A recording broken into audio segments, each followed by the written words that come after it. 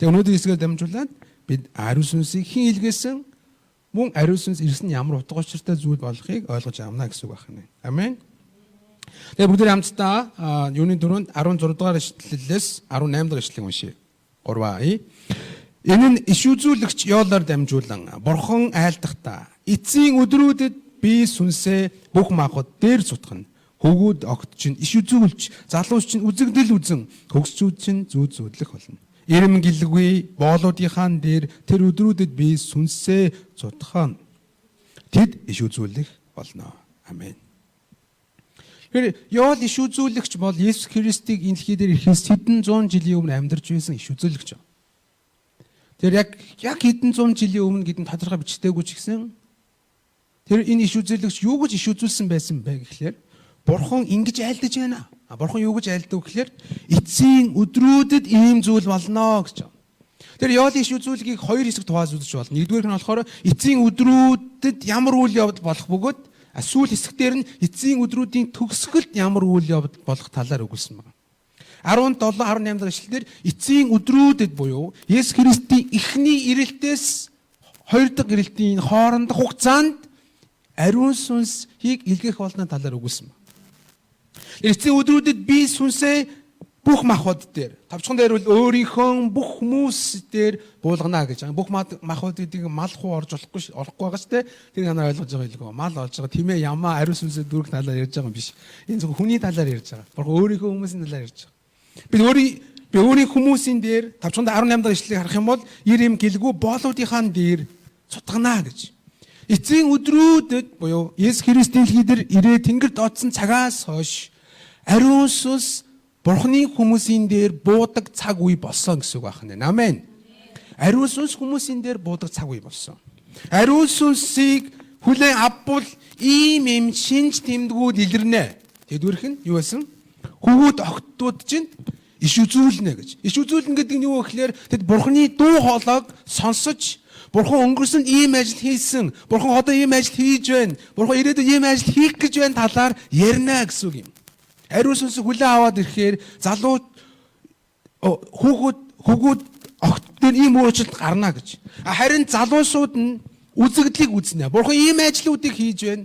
Бурхан ийм зүйлсүүдийг өнөөдөр ирээдүйд хийх гэж байна талаар тэр үзэгдлүүдийг харах болно. Харин хөгсчүүлнэ. Тэд Бурхан ямар ажил хийж байгааг, Бурхан юу гэж хэлж байгааг, Бурхан ирээдүйд ямар зүйлийг төлөвлөж байгааг зүүдлэх болно гэж. Энэ нийлүүлээд хэлбэл тэд бүгдээрээ л иш үзүүлэх болно гэсэн. Яг үндэ тэрхүү иш үзүүлэг, үзэгдэл, зүүд гэдэг нь нийлүүлэх юм бол тэд иш үзүүлэх болно л гэсэн үг юм. Тэд Бурхан юу хийж байгааг, Бурхан юу хийх талаарх тэр илчлэлүүдийг, илэрхийлүүдийг авч тэдний талаар ярьдаг болно гэж гэсэн үг. Амен. Өнөөдөр бид яг эцсийн цаг үед амьдарч байгаа хүмүүс. Бид өнөөдөр яг адилхан ариун сүнсийг хүлээн авах боломжтой энэ цаг үед амьдарч байгаа. Бидний амьдрал дээр яг Йоол иш үзүүлэгчийн хийсний дагуу энэ үйл явдлууд бий болж явах ёстой юм.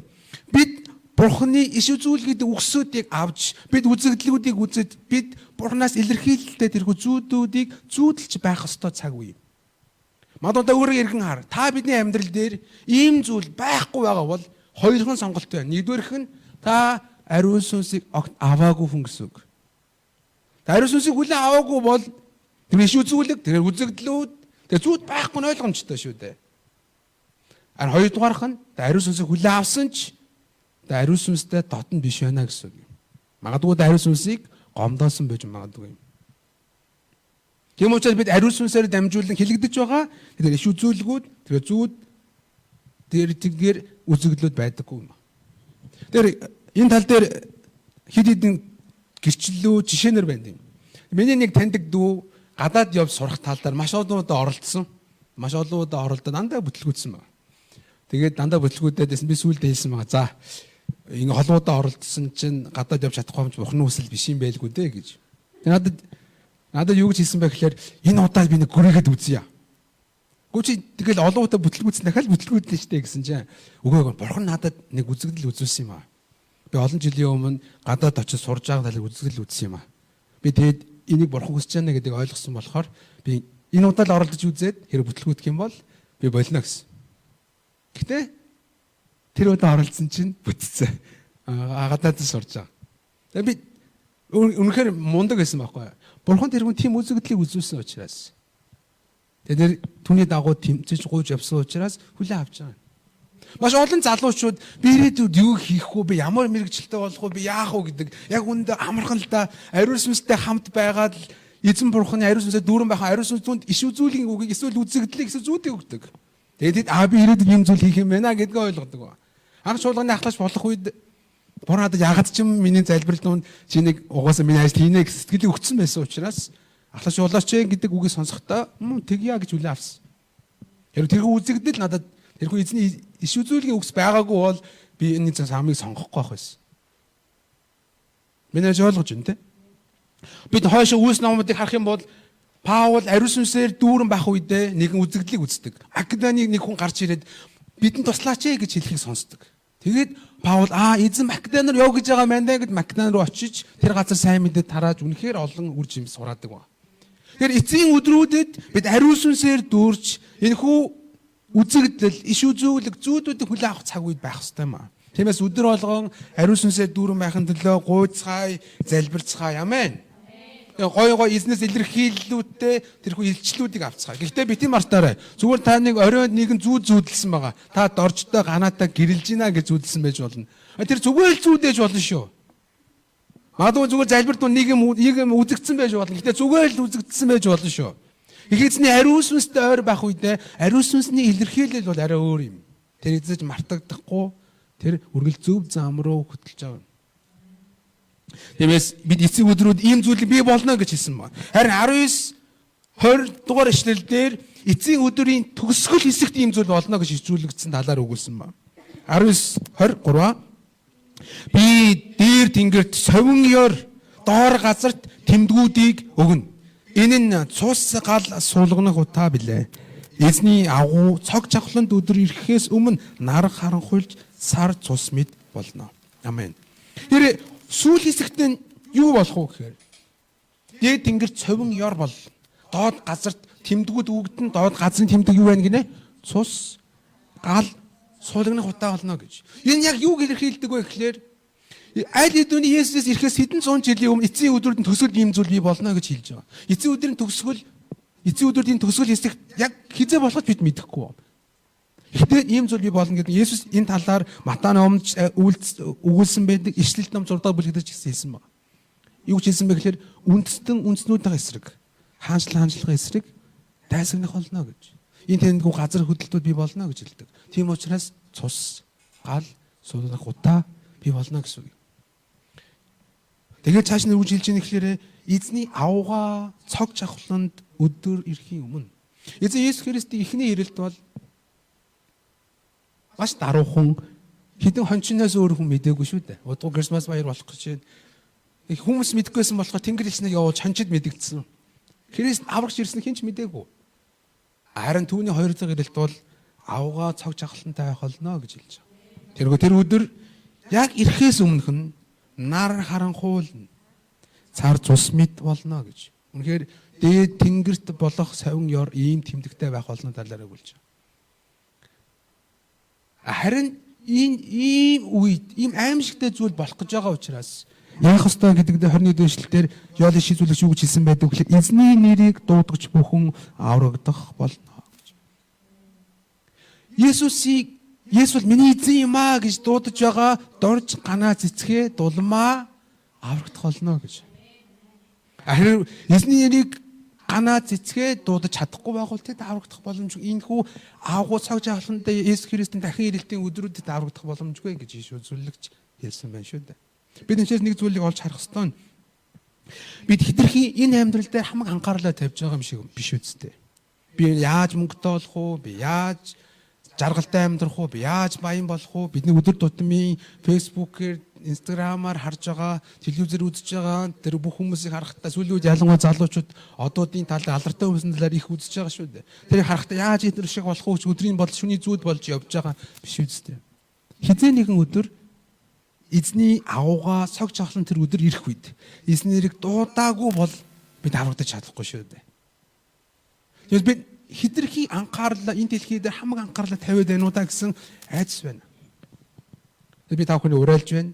Бид энэ амьдрал хэзээ нэгэн цаг дуусаж энэ дэлхийн төгсгөл ирэх болно гэдгийг бити мартаарай гэж өрөөж байна. Амен. Тийм учраас бид өөрсдөө Есүсийн нэрийг дуудахтаа анхаарч, мөн бидэндээ хамт ажиллаж байгаа, хамт сурж байгаа манай гэр бүлийн хүмүүс Есүсийн нэрийг дуудахад анхаарцгаая гэж уриалж байна.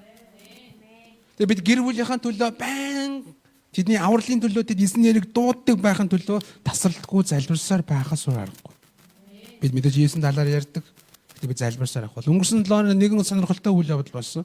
Нэг итгэлийн дүү маань би Есүсийн талаар улам илүү танимаар байна. Та надад туслаач гэж хэлсэн. Тэгэхээр би сонирхоод огт тэгж ярьж байгаагүй гинт би гэж ярихаар сонир санагдаад асуусан. Яагаад чи гинт Есүсийн талаар Есүсийг таньж мэдхийг хүсвэ гэж. Надад юу гэж хариулсан бэхээр надад нэг юм сонирхолтой өөрчлөлт гарсан. Ягаад ч би өөрчлөгдөж муу юм хийхээ болж эхэлсэн гэж. Тэгэхээр би дахиад лавлж байгаа. Яагаад тэр юм болов? Тэгэхээр тэр хүний гэр бүлийнх нь хүмүүс тэр хүний их залбирдаг байсан учраас ийм өөрчлөлт гарсан юм байна гэдэг тэр зал маань ойлгосон байсан байхгүй. Тэгээ би үнэхээр дотроо баярлсан. Ямар гоё юм бэ? Гэр бүлийнхаа хүмүүсийн төлөө, аврагдаагүй байгаа хүмүүсийн төлөө, Есүсийг сайн таниагүй байгаа хүмүүсийн төлөө байнга залбирч байгаа юм дүртэн гардыг байна шүү дээ. Тэр хүн тэгж хэлж байгаа байхгүй юу? Би Есүсийг таньж мэдмээр байна. Би өөрчлөгдөд байна. Тэгээс бидний эргэн тойрны хүмүүс тэрхүү авгаас согж ахлын өдөр ихээс өмнө Есүсийг үнэхээр дууддаг байгаасай. Баян өдөр бүр шантралгүй гэр бүлийнхаа хүмүүстэй залбирцгаая. Амен. Ингэж ял иш үзүүлэгчээр дамжуулан хэлж байгаа юм. Иргүү ариун сүнс бууж ирсэн маань ариун сүнсийг хүлээн аваад хүмүүс ингэж өөрчлөгдөж байгаа маань ер бусын үйлдэлүүдийг гаргаж байгаа маань ял иш үзүүлэгчээр дамжуулан эцсийн өдрүүд ариун сүнс бууна гэсэн энэ үг биелж байгаа маа Израилийн ард түмнэ гэж Илж Петр хэлсэн юм аа. Тэгээд тэр хүмүүс тийм үү. Тийм учиртай байсан мө гэдгийг ойлгож байна. Үргэлжлүүлэн Петр юуг ярьж байна гэхээр энэ ариун сүнсийг амьсан Есүс өгсөн юм талаар өгүүлж байгаа. Тэгэхээр үргэлжлүүлэн маш сонирхолтой 22 дугаар ишлээс 35 дугаар ишлэг хүртэл Есүсийн талаарх 5 үйл явдал гардаг. Хэдэн үйл явдал гинэ? 5 үйл явдал. Есүс бол ийм Есүс юм, ингэсэн Есүс юм талаар өгүүлж байгаа. Бид 22 дугаар ишлэг уншийе.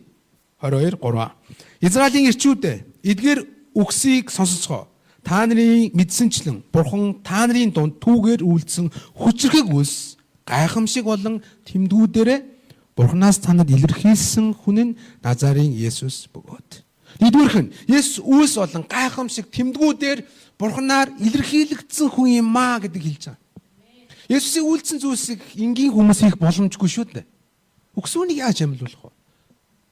Хэд 5,000 гаруй ирчүүдийг яаж хооллох вүлээ?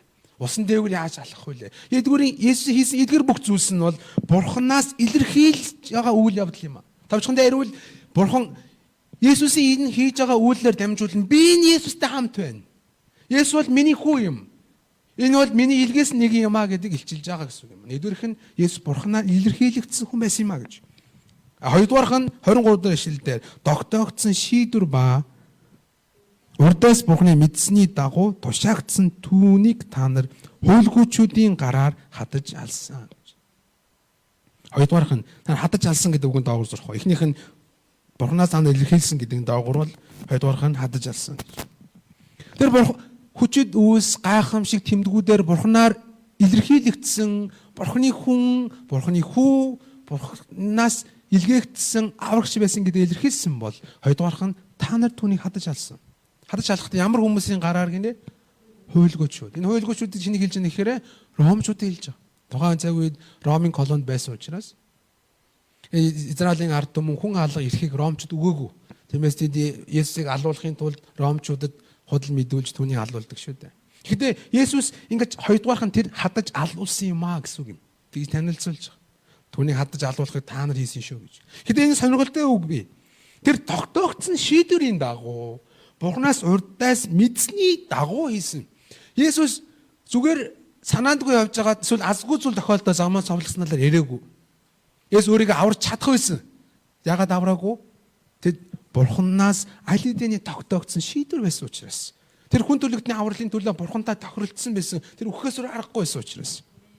Та нар түүнийг хадаж алсан. Гэхдээ Бурхан энийг төлөвлөсөн байсан юм аа талаар хэлж байгаа. Харин 3 дугаархан таны юу гэж танилцуулж ийнэ гэхээр 24 дэх эшлэлдэр тэрээр үхэлд авцаар байх боломжгүй тул Бурхан түүнийг үхлийн шаналыг устгаж түүнийг амьлуулва. Амьлуулв гэдэг үгийн дагуулс ихгүй юу? Амьлуулсан юм. 3 дахь нь түүнийг бурхан амьлуулсан юм а гэж. Тэгэхээр Есүс өөрөө амьлсан биш байх нь. Бурхан түүнийг яасан гинэ? Амьлуулсан гэж. Хэдэ яагаад бурхан түүнийг амьлуулах болов гэхлээр маш тодорхой өгүүлсэн байна шүү дээ. Үхэлд авцаар байх боломжгүй учраас. Яг үндэ та бид үхэлд тэр чигээр автна. Харин Есүс бидний гмийн төлөө алуулсан. Тэгэхээр тэр үхэлд авцаар байх боломжгүй учраас бурхан түүнийг амьлуулсан юм а гэж. Тэгэхээр бурхан түүнийг үхэлд авцаар явах боломжгүй учраас авилуулсан гэхээр ямар утгатай юм? Яагаад тэр үхэлд авцаар явах боломжгүй байсан юм болоо? Үүний тайлбарыг үргэлжлүүлэн Давид ингэж хэлсэн юм аа гэж Давидын иш үзүүлгийн үгсийг гаргаж ирсэн ба. Үргэлжлүүлэн бидний унших 25-аас 28 дахь ишлэл бол Дуулал ном 16 дугаар бүлгийн 8-аас 11 дахь ишлэл байна. 25-аас хамтдаа уншлаа. Давид түүний тухай, өөрөөр хэлбэл Есүсийн тухай. Эзэн өмнө минь үргэлж байгааг Есүс харсан. Та миний баруун талд байдаг учраас би хангахгүй. Тиймээс зүрх минь баярлаж, хэл минь баяслаа. Махбод минь ч найдвар дотор оршино. Махбод нь юун дотор оршино? Найдвар дотор оршиж байгаа. Яагаад тэр юм болоо? Учир нь та сэтгэлийг минь үгсний оронд орхихгүй. Ариун нэгэндээ ялзралыг үзүүлэхгүй. Өөрт минь та амийн замыг мэдүүлж өөрийнхөө оршихугаар надад баяр хөөргийг дүүргэн гэсэн байдаг. Амен. Энэ үед иш үзүү илч Петр яг Давидын ингэж хэлжсэн нь Давид Есүсийг хэлж ирсэн байна гэдгийг ойлгож Израилийн ард түмэнд хэлж байгаа. Цааш нь яг үүнийхээ тайлбар 29 дугаар ишлэлдээ ах トゥ нараа өвөг Давидын тухайд би та нарт итгэлтэйгээр хэлэхэд тэр үхэж оршуулгадаад булшин өдгөө хүртэл бидний донд байна. Давид 40 жил хаанчилсан ба. Тэгээд тэр нас орсон ба. Тэгвэл энд хэлэхдээ махбод минь найдвар дотор байна. Би ханхахгүй. Би баяр хөөртэй байна. Учир нь бурхан намайг сэтгэлийг минь өөрөөр хэлбэл сүнсийг минь гэж орчуулж бас болдог. Сүнсийг минь үгсний оронд орхихгүй. Ариун нэгэн болсон надад ялзралыг махбодын ялзрал шүү дээ. Хүмүүс орчуулгадсан бол ялзардаг. Тэрийг үзүүлэхгүй гэж амласан юм аа гэж. Тэгэхээр энэ Давидын талаар хэлж байгаа биш байх нь. Тийм үү? Давид угаасаа аль хэдийн нас багад оршуулгдсан булшин бидний дунд байгаа шүү дээ. Тэгвэл хэний талаар ярьж ийн вэ? 30 дугаар эшлэлдэр тэр иш үзүүлэгч байсан учраас Давид бол хаан тэр хончин байсан. Гэхдээ тэр бас иш үзүүлэгч байжээ гэж. Тэр бурхны хийж байгаа ажлыг харж бусад дамжуулдаг тэр хүн байсан юм аа. Байсан учраас бурхан андгаалсанчлан өөрийнх нь үрээс синтид залрахыг мэдээд Христийн амьлыг угдан харж тэр үгсдийн оронд орхигдсонгүй махбодын ялзралыг үтсэнгүй гэжээ. Амен. Давид хаан хончин бас иш үзүүлэгч байсан учраас өөрийнх нь удмаас Христ ирээд тэрхүү Христ нь үгсэнч бурхан түүнийг амьлуулах юм байна гэдэг урдаас хараад Дуулал ном 16 дахь бүлэг энэ талаар хэлжээ гэсэн үг байна. Өөрөөр хэлбэл Есүсийг ирэхээс 1000 жилийн өмнө амьдарч байсан хаан өөрх нь удмаас Христ ирээд амьлуулах талаар иш үзүүлсэн гэсэн үг юм. Та бүхэн энийг сонсох юм бол нэг шоконд орохгүй л дээ. Гэтэ Израилийн ард түмний сонсох үнэхээр шоконд орно. Бүх тийм гэж юу? Нэрээ тийм юм уу? Ягаад тэдний хувьд Давид гэдэг бол үнэхээр чухал хамгийн нэр хүндтэй хаан. Бүх хаадын хэмжүүр болдог нэгэн шүү дээ. Тэгээд ингэж хэлсэн байна. Хаашаа нь өршлүүлэн Давид 31 дэх эшлэлээр амьлыг угтан хараад хэлсэн байна тийм үү? 1000 жилийн өмнө. Тийм ээ? 32 дэх эшлэлээр хамт уншийн 32-ыг 3. Энэ нь Есүсийг бурхан амьлуулсан бөгөөд бид бүгд түүний гэрч нар нь мөн юм аа. Аль хэдийн бурхан эцэг Есүст амласан байсан байна шүү дээ. Чи хүн төрлөختний төлөө, чи хүмүүсийн нүглийн уучлалын төлөө совлогдсон хадуулж алуулах ч гэсэн би чиний сүнсийг үгсний оронд орхихгүй, би чиний биед ялзралыг үзүүлэхгүй гэж аль хэдийн амласан байсан байна. Тэгээ бурхан ертөнцийн суураас өмнө энэ төлөвлөгөөг бий болгож энэ төлөвлөгөөний дагуу ажиллаж байна гэж. Тэгээд бурхан түүнийг амьлуулсан юм. Харин бид үүний гэрчнэр юм а гэж хэлж байна. Үнэхээр гайхалтай. Тэнд байгаа Петр 12 илч 120 гаруй хүмүүс бүгдээрээ бид гэрчин. Бид Есүсийг харсан. Бид Есүсийг сонссон, бид Есүстэй уулзсан. Бид Есүс амьд байгааг бүр хурж үзсэн. Есүс амьсан. Бид үнийг гэрч юм а гэж хэлж байна. Үнэхээр гайхалтай. Тэгэхээр Есүсийн талаар 3 дахь тодорхойлт тэр амьлуулагдсан юм а гэж. Дагаад Бурхан түүнийг амьлуулна гэдгээ хайлтны урдаас айлдсан, төлөвлөсөн байсны дагуу бий болж байна гэж. Тэгэхээр бид энэчнээс нэг зүйлийг олж харах ёстой. Бид амьлалтын тал дээр маш их сэтгэл хөдлөлтөй байж хэвээр. Амьлалт гэхээр сэтгэл хөдлөлтөг байх хэрэгтэй. Яагаад гэвэл Библиэд юу гэж хэлдэг вэ гэхээр Христ хамгийн анхны үр жимс. Харин Христийг ирэхэд Христийнхэн яа гэдэг вүлээ? Амьлуулагдана гэдэг. Бурхан Есүсийг амьлуулсан шиг. Есүс гэж байгаа хүмүүсийг Бурхан бас амьлуулах болно. Амьлуул тэр хүмүүсийг мөнхийн устдаа авч орох болно гэж Библи тодорхой хэлдэг. Тэгээс бид амьлалтын талаар бодох үедээ Есүс амьлалтын талаар бодох үедээ би бас амьлуулагдана шүү дээ. Би ямар хөө биетэй болж амьлуулагдах бол би амьлуулагдаад тэнд очиж юу хийх бол ийм жоохон төсөөлөлтөө баяр хөөртэй байж хэвээр. Энэ бол ямар ч гайхалтай юр бусын канонаас илүү юр бусын гайхалтай зүйл. Та бидний өмнө ирээдүйд бий болох тэр зүйл. Христийг Бурхан амьлуулсан шигэ хэзээ нэгэн цагт биднийг амьлуулах бол.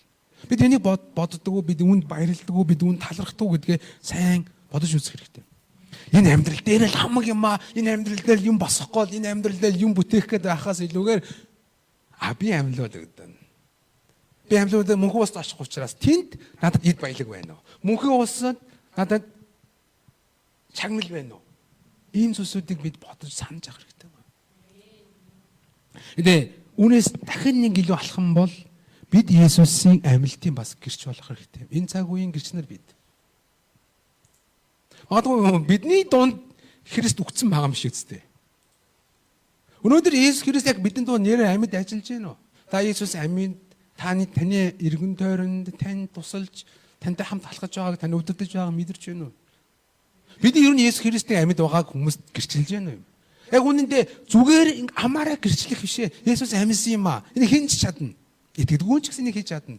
Гэхдээ бидний дотор Есүс амьсан юм аа гэдгийг мэдэрсэн, харсан, үзсэн тийм мэдрэмж байгаад гэрчлэх хэрэгтэй шүү дээ. Есүсийн дагалдагч нарыг тэгж хэлж байгаа. Тэд онлоор юус яриаггүй. Тэд боддоор нүднийхөө өмнө хадуулж алсан Христ амьлахыг харсан байхгүй. Тэгм тэдний ярьж байгаа өнгө, темп, тэдний нүдний харц, дууны өнгө шал өөр. Харин онлоор ярьдаг хүн бол Есүс амьсан юм аа л гэж ярьна шүү дээ. Хэрэв харсан хүн бол шоконд орно. За дуугаа яаж байгаа би үнэхээр харсан гэж маш зөрөгтэй яа. Энэ шиг бид Есүс өнөөдөр бидний донд амьд байгааг бид мэдрэх ёстой юм. Баян тиймээс Христтэй ойр байгаа ч гэж уриалах гэдэг. Баян Бурхны өмнө залбирч Христтэй ойр байх юм бол бид Есүс амьд байгааг мэдэрнэ шүү дээ. Гэрчлэл сүүлийн үед бага байгаад байгаа бол гэрчлэлийг эзэн багъя гэдэг нөө та бага аваад байна уу гэдэг асуудал шүү дээ. Бид гэрчлэл гэж ярьдаг тийм үү? Гэрчлэл гэдэг бол Есүс амьд бөгөөд амьд ажиллаж байна гэдгийг нотолгоо. Тэгэд бид их залбирцгаая. Их олон зүйлийн төлөө гуйцгаая. Тэгээд ер нь Христгээ удаад ирэхээр нэг олон юм төлөө гуйхаа болоод л Бурхан минь баярлаа гээл тэгэл амьдраад идэм шиг одоо. Тийм ээ? Бурхан минь баярлаа. Тэгээд ерөнхийн нэг олон юм гуйхгүй. 근데 бид бас олон зүйлээ залбирч явах хэрэгтэй байна. Бичээд ингээд олон зүйлийн төлөө. Есүс надад ийм зүйлийг хийж өгсөн юм аа гэхээр 1 2 3 4 ярьж чаддаг тийм зүйлсүүд. Бид амьлах хүмүүс Есүс амьлтын гэрчнэр юм. Амен. Энэ бол Христийн талаарх хэдэн тодорхойлт байлаа? 3 дахь нь байсан байна. Харин 4 дахь дээр нь 33 дахь ишлэгийг хамт уншия.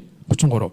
Тиймээс тэр Бурхны баруун гарт өргөмжлөгдөж эцгээс амлсан ариун сүнсийг аваад та нарын үзэж сонсож байгааг сутгасан юм аа. Амен. Одоо 4 дахь юм дээ. 4 дахь нь Христ амьлаад Бурхан эцгийн баруун гартад заларсан юм аа гэж. Бурхны баруун гарт заларсан гэдэг маань яг баруун гарт заларсан гэдэг утга мөн ч гэсэн өөр нэгэн санаа нь. Яг илүү үндсэн зөв утга нь тэрээр өөрт нь байсан Бурхны дүр төрхийг буцаан хүлээн авсан гэсэн утга юм. Юу гэнэ? Өөрт нь байсан Бурхны дүрхийг буцаан хүлээн авсан гэж. Билбор ном 2 дугаар бүлэг дээр юу гэж хэлдэг вүлээ? Тэр Христ Бурхны дүр байсан ч гэсэн тэрээр болон дүрийг авч хүнтэй адил болж ирээд загалмайдаа совлогдсон юм а гэж. Бурхны баруун гац заларсан гэдэг нь тэр буцаад өөрт байсан Бурхны дүр төрхийг хүлээн авсан гэсэн үг. Зарим хүмүүс ингэ асууж магадгүй. Христ хэдэн настай юм бэ? Христ хэдэн настай вэ гэхээр зарим хүмүүс юу гэж хариулах гэдэг юм бэ? Зарим хүмүүс 30 33 настай. Тэгээ үхсэн юм чинь да ингэж ярих юм дөө.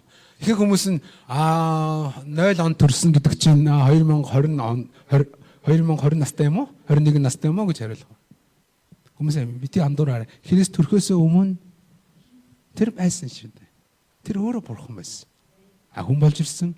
Бурханы баруун гац заларсан гэдэг нь тэр бурханцаад Бурханы дүр төрхийг хүлээн авсан гэсэн үг. Тиймээс Есүс юу гэсэн үг вэ? Эхлэл ба төгсгөл. Альфа ба омега гэнэ.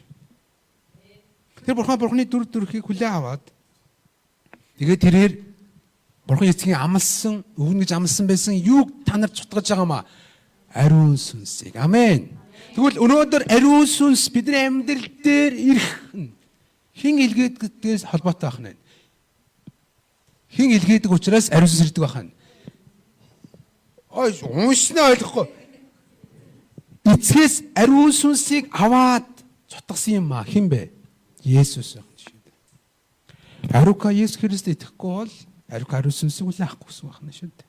Учир нь Есүс ариун сүнсийг бидний амьдралд өгдөг. Ариун сүнсийн талаар Библиэр маш олон илэрхийлэлүүд байгаач Иохан ном 14-ийн 16 дээр юу гэж хэлдэг вэ? Би та нарт өөр туслагчийг өгнө гэдэг. Тэр өөр гэдэг үг бол адилхан надтай яг адилхан хэрнээ өөр юм аа гэсэн байна. Ойлгож байна дээ. Мик Библи хоёр шал өөр. Гэхдээ өөр нэгэн Библийн хөлбөр байх юм бол ижилхэн хэрнээ өөр. Тийм ээ? Яг тийм утгатай байсан. Ариун сүнс бол надтай яг адилхан хэрнээ өөр туслагч юм аа гэж. Тавчхан дээр хамбал Есүс Тэнгэрт Бурхан эцгийн баруун гац залраад ариун сүнсийг өгтөө. Өөрийнхөө сүнсийг өгсөн гэсэн үг юм. Учир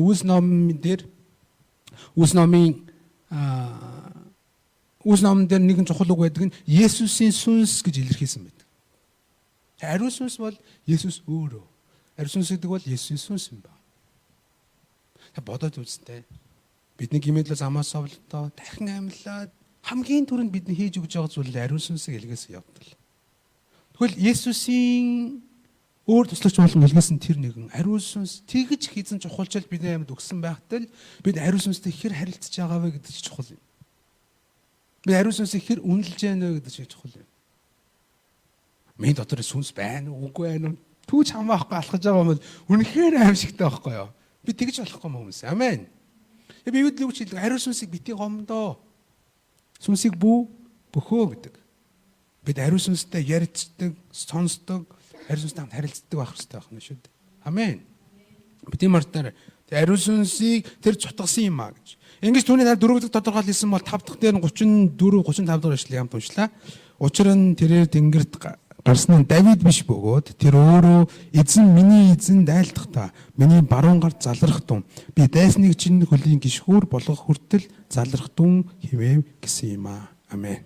Тэгээ Давид Тэнгэрт гараагүй харин Есүс Тэнгэрт гарсан юм аа гэж. Энд хоёр эзэн талаар хэлж байна тийм үү? Тэр нэг нь болохоор Бурхан эцгийн талаар ярьж байгаа. Эхнийх нь Бурхан эцгийн талаар эзэн миний эзэн. Хоёр дахь эзэн гэдэг бол Есүсийн талаар хэлж байгаа. Бурхан эцэг Есүст юу гэж өгүүлсэн байдаг вэ? Бас Давид ямар урьдчаар иш үзүүлсэн байгаа. Миний баруун гарт залрах тун би дайсныг чинь хөлийн гишгүүр болох хүртэл залрах тун гэж хэлсэн. Тэгэхээр Есүс Бурхан эцгийн баруун гарт залраад байх талаар өгүүлэхдээ хэр удаан хугацаанд байх юм бэ гэхээр Бурхан эцэг дайсныг нь хөлийн гишгүүр болох хүртэл Есүсийн хөлийн гишгүүр болох хүртэл Есүс Христийн дайсан юм бэ? Сатан муу сүнснүүд шүү дээ. Сатан муу сүнснүүд Есүсийн хөлийн гишгүүр болох хүртэл тэрээр Бурхан эцгийн баруун гарт залрах бөгөөд дайсан хөлийн гишгүүр болгон мөчөд Есүс дахин ирнэ гэсэн утга шүү. Тэгвэл яаж тэр Есүс дахин ирэх вэ гэхээр тэр сүр жавхлантайгаар тэр агуу цог жавхлантайгаар ирнэ шүү дээ. Харин яаж дайсан хөлийн гишгүүр болох вэ гэхээр тэгэхээр бүх үндэстэн сайн мэдээ хүрэх үед. Тийм биш гэж юу? Бид нэг хүн сайн мэдээ тараахаар тэр нэгэн хүн сатааны иргэшэл бурхан руу орж идэг. Тэр харахугаас гэрэл рүү тэр хүн тамийн амьдралаас мөнхийн усан амьдрал орж идэг. Дайсан хөлийн гişгүүрд нэг алхам ойртож идэг гэсэн үг шүү дээ. Бид дэлхийн бүх үндэстэн сайн мэдээ тараах үед эзэн төсгөл ирэх болно, би ирэх болно гэж эзний учиртай. Тэр үед дайсан Есүсийн хөлийн гişгүүр болж байгаа учраас. Амен. Тийм өөрөөр хэлбэл эдгээр бүх зүйлс нэгтгэх юм бол юу илэрхийлж байна гэхээр Есүс бол Бурханаас илэрхийлэгдсэн хүн байсан. Эхнийх нь тийм үү? Тэр хадуулж алуулсан. Хоёрдугаарх нь тэр амьлуулагдсан. Тэгээд тэр Бурханы баруун гар заларсан. Тэр бас дахин ирэх болно гэж хэлж байгаа юм шүү дээ. Амен. Бид хүмүүст Есүсийн талаар ихтэйг энэ зүйлийг талаар ярьдаг. Тэр Бурханы хүү байсан, тэр хадуулсан, тэр амьлсан, Бурханы баруун гар заларсан, тэр дахин ирэх болно гэдэг. Тиймээс бид эдгээр бүх зүйлсийг хэдүүл нэгтгэн үзэх юм бол 36 дахь ишлэлдэр маш тодорхой дүгнэлтийг хэлээд дуусч байгаа. 36 хамтдаа уншия 3. Бурхан тиймээс та нарын цовдлсон тэр Есүсийг эзэнч Христ болгосныг Израилийн айл бүхэн баттай мэдэгдэхүүн гэвэ. Эргүү ариун сүнсийг цутгасан Есүс Христ бол тэр бол юу юм аа? Тэр эзэн юм аа. Тэр бас Христ юм аа гэж хэлж байгаа. Бүх Есүсийн талаарх танилцуулгыг дүгнээд үзэх юм бол Есүс гэж хин юм бэ? Тэр эзэн юм, тэр Христ юм аа гэж. Хүмүүсээ эзэн гэхээр нэг зүйлийг ойлгоорой. Есүс эзэн гэдэг маань давхар тэр Бурхан гэсэн утга юм. Тэр эзэн гэхээр компани эзэн биш. Зүгээр л нэг сүмийн эзэн биш. Тэр эзний эзэн. Есүс бол эзэн юм. Тавчундаа ярих юм бол та Есүсийг эзнээ болгож байгаа бол ариун сүнсийг хүлээн авдаг. Та түүний нэрийг жинхэнэ утгаараа дууддаг хүн та мөнхөөс орно гэсэн үг юм. Есүс яг үүндээ бидний хувьд эзэн байна уу? Зарим хувьд нь бэрд байна уу гэдэг асуудал. Бид зөв тусламж гуйхаар Есүс Христийг хүлээн авд, тусламж гуйх хэрэгтэй үедээ Есүс Христийг дуудаж гинөө. Тэр бидний эзэн учраас дуудаж гинөө гэдэг нь чухал юм аа. Өнөөдөр бид нэг шийдвэр гаргацгаая. Есүс бол миний амьдралын эзэн юм аа гэсэн шийдвэрийг. Амен. Би ирээдүгөө төлөвлөхдөө би аливаа зүйлийг хийхдээ би Есүсээс асуух болно. Учир нь тэр миний амьдралын эзэн юм аа. Та өөрийнхөө амьдралын эзэн байгаа бол өөрийнхөө амьдралыг өөрөө даан шүү. Харин Есүс таны амьдралын эзэн мөн бол Есүс таны амьдралын төлөө хариуцлага өөрөх болно. Есүс таны эзэн мөн бол тэр таныг мөнхийн устдаа хүлээн авах болно. Тиймээс нэгдүгээрх нь энэ 5 зүйлийг хийсэн Есүс бол эзэн юм а гэдгийг ойлгож өнөөдрөөс хойш өөрийнхөө амьдралыг удирдах байгаа тэр бардамлыг нурааж хаяарай гэж өрөөж байна. Амен. Дараагийнх нь тэр бол Христ юм а гэсэн. Есүс бол Христ юм. Тэр Христ гэж юу гэсэн үг лээ? Тослогдсон нэгэн. Өөрөөр томилогдсон нэгэн гэсэн утга. Есүс ямар ажлын төлөө томилогдсон бэ гэхээр та бидний нүглийг уучлж бидний мөнхийн улсад оруулах ажлын төлөө томилогдсон нэгэн. Есүс өөр бидний нүглийг уучлж мөнхийн улсад авч орох тэр нэгэн байхгүй байна. Тиймээс банк тэр миний Христ шүү дээ. Заримдаа бид ямар нэгэн гим нүгэл үлдэхээр би чинь муухай хүн, би чинь заваа хүн, би яаж залрах вэ, би яаж сүмчуулганд явах вэ гэж боддог. Гэтэ Христ байгаа гэдгийг мартаж болохгүй. Христ танил загалмайдаа цовдлогдсон гэдгийг мартаж болохгүй. Та гимтээч тийм учраас Есүс танилуу самаас цовдлогдсон юм шүү дээ. Тиймээс баян Бурханы өмнө очихдоо ширэн нүүрлэж Бурханы өмнө ирэхдээ би үргэлж Христийг бодож явах хэрэгтэй. Тэр байгаа учраас би ширэн нүүрлээд Христийн өмнө бид Бурханы өмнө очиж байна гэсэн итгэл. Амен. Тиймээс өнөөдрийн үгэн дээр үнслэн бид ямар шийдвэрийг гаргаж болох вэ гэхээр бид эзэн Христ болсон Есүс Христэд итгэж өдөр бүр ариун сүнсийг гомдоолгүйгээр ариун сүнсээр дүүрэн амьдарцгаая. Амен. Тэр бид битэн мартаарай. Тэр эзэн Христ болсон тэр нэгэн бидэнд ариун сүнсийг өгсөн учраас бид ариун сүнсээр дүүрэн байхын төлөө өдөр бүр шийдвэр гаргацгаая. Амен. Өнөөдөр үгийг ойлгосон гэж найдаж байна. Нэлээд урт хэсэг байлаа тийм үү? Тэгсэн ч гэсэн бид маш олон зүйлсүүдийг олж харсан байгаа. Та эзэн таны зүрх сэтгэл ярьсан гэж найдаж байна. Бид нар хамтдаа хэсэг хугацаанд залбирцгаая. Үдэнэн толгой удаалга ясны өмнө залбирах та. Бурхан минь өөрийнхөө амьдрал иргэн харж байна. Өнөөдөр яг Есүс миний амьдралын эзэн мөн байна уу? Яг өнөөдөр бид Есүсийг нүглээс минь аврах мөн бидний бүгднгийн нүглээс минь аврах цорын ганц Христ гэд би итгэж байгаа юм. Би ам дээрээ тунгаглаж байгаа ч амьдрал минь яг үнтэй адилхан байна уу? Бүгд иргэн харцгаая. Эсвэл морхон гимших хэвээр бол гимших хэрэгцгээе. Магадгүй бид энэ дэлхийн амьдралд хэд их ач холбогдол өгж байгаа бол бид хараагаа эргүүлэхийн төлөө, би Бурхны хаанчлалын төлөө, алхахын төлөө шийдвэр гаргацгаая. Төсгөлд нь эзэн минь ариун сүнсээр дүүрэн болгож өгөөч. Ариун сүнсээр дамжуулан Бурхан аавын юу хийж байгааг, юу хэлж байгааг, юу төлөвлөж байгааг, намайг юу гэж харж байгааг сонсдог, үздэг, зүүдэлдэг, хүлээн авдаг байхад тусалж өгөөч. Ариун сүнсээр дамжуулан Бурхны дуу хоолойг сонсдог байхад туслаач. Дахин амьсан эзэн Есүс илгээсэн тэрхүү ариун сүнсийг бид омдоолгүйгээр, бөхөөлгүйгээр түүнтэй харилцаж түүгээр дүүрэн, түүний үр жимсээр дүүрэн амьдрахад туслаач. Тэр хамтаа Есүс хугацаанд эзний өмнө залбирцгаая.